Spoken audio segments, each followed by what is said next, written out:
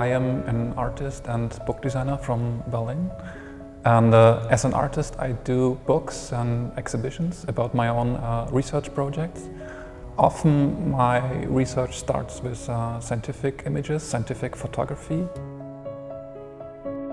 The V&A has one of the largest and one of the greatest collections of photography, so I think anyone would be interested to work here and to do research here.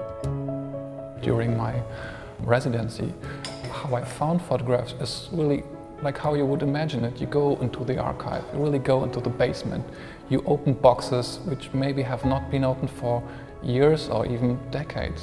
The V&A has such a long history of collecting and working with photography.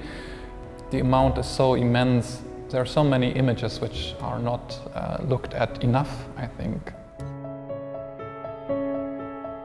From the beginning I knew that I would not focus on the images, on the photographs, which are the very well-known artistic works, which are fascinating. But I thought, no, I would like to look at something different, at images which are maybe not looked at enough before. Images which were used in the museum as documentation, as reference.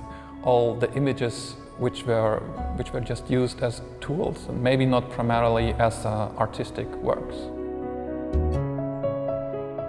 With my installation, the cabinets with their confined space forced me to concentrate and to select a smaller number of images. So we had to establish an order, you had to establish categories. The category remote in cabinet 56 shows 3 images, and they show mathematical models. And these models were made in the 1870s for the museum. Even if you don't understand the science, the mathematics, the geometry behind them, you can still be fascinated and amazed by these images. And I think this is a field which is actually the most interesting for me.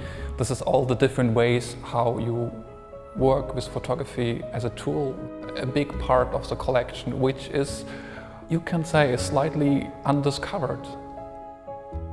The cabinet which I gave the category Move, number 44, shows the portrait of a young woman.